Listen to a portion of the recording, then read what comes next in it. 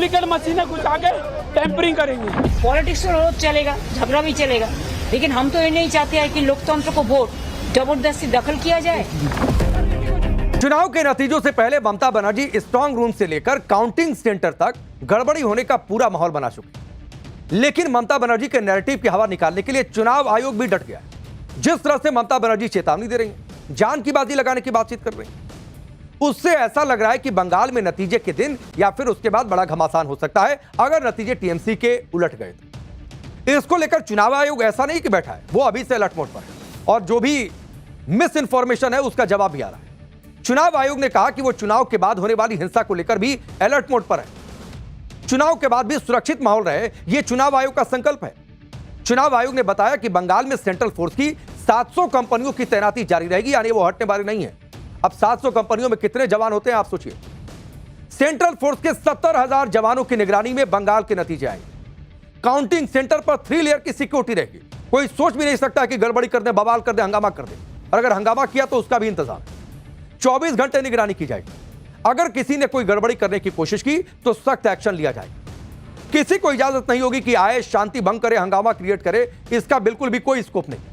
इसके साथ ही चुनाव आयोग ने लोगों की मदद के लिए एक हेल्पलाइन नंबर और ईमेल भी जारी कर दिया। यानी चुनाव आयोग की पूरी तैयारी है, पूरी प्लानिंग है कि नतीजे कुछ भी हो, बंगाल का माहौल किसी को भी बिगाड़ने नहीं दिया जाए, चाहे नतीजे बीजेपी के पक्ष में हो या फिर टीएमसी के पक्ष में। पश्चिम बंगाल के चुनाव को लेकर चुनाव आयोग जीरो टॉलरेंस के मूड में। धांधली की शिकायतों के बाद चुनाव आयोग बंगाल में कुछ बूथों पर फिर से वोटिंग कराने वाला है। इसको लेकर भी आज बड़ी खबर आई। चुनाव आयोग बंगाल की 2 विधानसभा सीटों के 15 बूथों पर फिर से वोटिंग कराएगा, रिपोलिंग होगी। ये सभी बूथ दक्षिण 24 परगना जिले के तहत आते हैं। वोटिंग कल होगी, यानी 2 तारीख होगी, आज 1 तारीख है। दक्षिण 24 परगना की मगराहाट पश्चिम सीट के 11 बूथों पर फिर से वोट डाले जाएंगे। वहां पर कल फिर से रिपोलिंग होगी, जैसे मतदान होता है ठीक उसी तरीके से। इसके अलावा डायमंड हार्बर के 4 बूथ पर फिर से वोटिंग होने वाली। चुनाव आयोग ने मगराहाट पश्चिम और डायमंड हार्बर विधानसभा क्षेत्रों के रिटर्निंग अधिकारियों और ऑब्जर्वर्स की रिपोर्ट के आधार पर एक फैसला लिया। आप सोचिए, शिकायत पहले से आ रही थी, लेकिन रिपोर्ट आने का इंतजार किया जा रहा था। फाइनल रिपोर्ट आई, उसके बाद फैसला, हां इन जगहों पर रिपोलिंग होनी है और जरूरी है। बंगाल की करीब 4 विधानसभा सीटों के 77 बूथ पर फिर से चुनाव कराने की अपील चुनाव आयोग से की गई। चुनाव आयोग इन शिकायतों के आधार पर फैसला कर रहा है, यानी हो सकता है कि अभी और भी बूथ पर रिपोलिंग हो सकती है। यह तस्वीर भी जल्द साफ हो सकती है। चुनाव आयोग अपनी तैयारियों को टाइट कर रहा है। उधर टीएमसी चुनाव आयोग पर फायर है। कल टीएमसी के नेता स्ट्रांग रूम में छेड़छाड़ का आरोप लगाते हुए धरने पर बैठ गए। यह तस्वीर देखिए, कैसे गेट के बाहर बैठ गए धरने पर। टीएमसी ने आरोप लगाया था कि बिना उनकी मौजूदगी के स्ट्रांग रूम को खोल दिया गया और लोग उसके अंदर चले गए। बैलेट बॉक्स को खोल दिया गया बिना टीएमसी के लोगों की मौजूदगी के। हालांकि चुनाव आयोग ने टीएमसी के इस आरोप को खारिज कर दिया। चुनाव आयोग ने 2 टूक कह दिया कि चुनाव के जो अधिकारी हैं, पोस्टल बैलेट को वो अलग अलग कर रहे थे। चुनाव आयोग ने यह भी कहा कि ऐसा नहीं है कि कोई नियम तोड़ा गया। नियमों के मुताबिक सभी राजनीतिक दलों के उम्मीदवारों को रिटर्निंग अफसरों ने जानकारी दी थी। बिना जानकारी दिए सब कुछ नहीं हो रहा था। उन्हें 4 बजे के बाद आना चाहिए था। 3 उम्मीदवार आए और उन्होंने देखा कि स्ट्रांग रूम सील थे, जबकि पोस्टल बैलेट का स्ट्रांग रूम खुला था। इसके बाद तीनों चले गए। आप सुनिए टीएमसी के आरोप लगा रही है और उस पर चुनाव आयोग ने जवाब क्या दिया। तो सीओ आप लोगों को बोला है, कोई अंदर में नहीं है, ये सिर्फ स्ट्रांग रूम है। तो कोई अंदर में नहीं है या है, ये तो बाहर में जो इलेक्शन कमीशन का जो लाइव स्ट्रीमिंग हो रहा है सीसी कैम में, तो आप देखिए वहां पर कुछ लोग काम कर रहा है अंदर में, और हम लोगों का कोई रिप्रेजेंटेटिव नहीं है, वो काम कर रहा है। पूछने के बाद वो बोल रहा है पोस्टल बैलेट सेग्रीगेट कर रहा है। हमारे स्टाफ गए, वो खोल लेते आपका कहते हैं पोस्टल बैलेट का रूम, क्योंकि पोस्टल बैलेट का रूम का नियम है कि 4 बजे खोलेंगे। सब पॉलिटिकल पार्टीज को as per rule election commission के इंटीमेशन दिया गया था। कैंडिडेट्स को आरओ ने दिया था, आपको आना चाहिए था वहां पे आते आप जो है और आपके सामने खोला जाता। तो आप समझिए कि चुनाव आयोग की ओर से जानकारी दी गई, आए नहीं और उसके बाद कह रहे कि बिना हमारे आए खोल दिया। समय भी दिया गया था। तो क्या ये स्क्रिप्ट नहीं है कि 4:30 बजे वीडियो, फिर उसके बाद पूरी प्लानिंग, चुनाव आयोग बुलाया तो नहीं जाएंगे, फिर कहेंगे कि देखो टेम्परिंग हो रही है। बंगाल के नतीजों को लेकर ममता बनर्जी की नींद उड़ी हुई। दूसरी तरफ एग्जिट पोल के अनुमान से गदगद बीजेपी चिल मोड में दिख रही है। एकदम शांति है, कोई हंगामा नहीं, कोई बेचैनी नहीं। नतीजों को लेकर बीजेपी की अलग ही लेवल पर तैयारी है।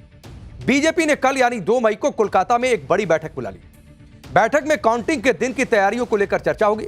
मीटिंग में स्ट्रेटजी, कोऑर्डिनेशन और ग्राउंड लेवल की तैयारी पर फोकस किया जाएगा ताकि काउंटिंग सेंटर्स पर आसानी से मॉनिटरिंग की जा सके। सूत्रों के मुताबिक इस बैठक में बंगाल से बाहर के नेताओं को भी बुलाया गया है, जिनमें सांसद हैं और विधानसभा के सदस्य भी शामिल हैं।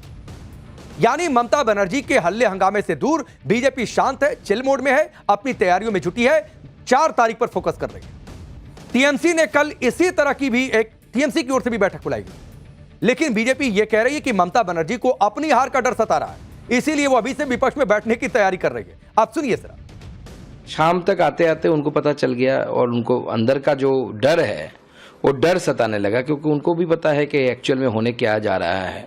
बीजेपी की सरकार बन रही है और टीएमसी बुरी तरीके से हारने वाली है, इसलिए जो डर रहता है ना जब, तो तरह तरह के आशंकाएं आपके मन में आती हैं। और ममता बनर्जी के भी मन में ऐसी आशंकाएं आई और वो जाके विरोधी मोड में चले गए, क्योंकि उनको भी पता है आगे से विरोधी नेत्री का यानी एलओपी का काम, लीडर ऑफ अपोजिशन का काम करना है। तो बीजेपी यह कह रही है कि दरअसल टीएमसी की यह प्रैक्टिस है विपक्ष में बैठने की, क्योंकि नतीजे जब 4 तारीख को आएंगे तो उन नतीजों में वो सरकार बनाएगी। बंगाल के नतीजे आने में अभी 3 दिन बाकी हैं। इन 3 दिनों में क्या होने वाला है, इसका एक और ट्रेलर आपको दिखाते हैं। बंगाल में नतीजों से पहले एक बार फिर लड़ाई सुप्रीम कोर्ट पहुंच गई है और सुप्रीम कोर्ट में कल सुनवाई होनी है। कलकत्ता हाईकोर्ट के आदेश के खिलाफ टीएमसी ने सुप्रीम कोर्ट का रुख किया है। टीएमसी ने चुनाव आयोग के उस आदेश को चुनौती दी है जिसमें काउंटिंग के लिए केंद्र सरकार के कर्मचारियों की नियुक्ति की जानी है ऑब्जर्वर के तौर पर। चुनाव आयोग के फैसले को टीएमसी ने कोलकाता हाईकोर्ट में भी चुनौती दी थी, लेकिन हाईकोर्ट ने टीएमसी की याचिका को खारिज कर दिया था, यानी जो फैसला है उस पर मुहर लगा दी थी। अब टीएमसी को यह हजम नहीं हुआ, पहुंच गए सुप्रीम कोर्ट। टीएमसी की याचिका खारिज करते हुए हाईकोर्ट ने कहा था कि चुनाव आयोग के फैसले में कोई गैर कानूनी बात नहीं है, नियमों के मुताबिक फैसला हो रहा है, कोई बदलाव की जरूरत नहीं। अगर चुनाव आयोग राज्य सरकार के कर्मचारियों की जगह केंद्र सरकार के कर्मचारियों की नियुक्ति करे तो इसमें कुछ भी गलत नहीं है, हाईकोर्ट ने कहा। हाईकोर्ट ने कहा था कि यह चुनाव आयोग का अधिकार है कि वो इस पर फैसला कर सकता है कि किसे काउंटिंग के लिए सुपरवाइजर बनाए। टीएमसी ने चुनाव आयोग के 30 अप्रैल के फैसले को चुनौती दी थी। इस फैसले में चुनाव आयोग ने यह कहा था कि हर टेबल पर काउंटिंग सुपरवाइजर या फिर असिस्टेंट सेंट्रल गवर्नमेंट या पीएसयू कर्मचारी होना चाहिए। आदेश जब पारित हुआ तो उस दौरान हाईकोर्ट ने यह भी कहा कि वो टीएमसी नेता की इस दलील को नहीं मानते कि केंद्र सरकार का कर्मचारी बीजेपी के कंट्रोल में होगा।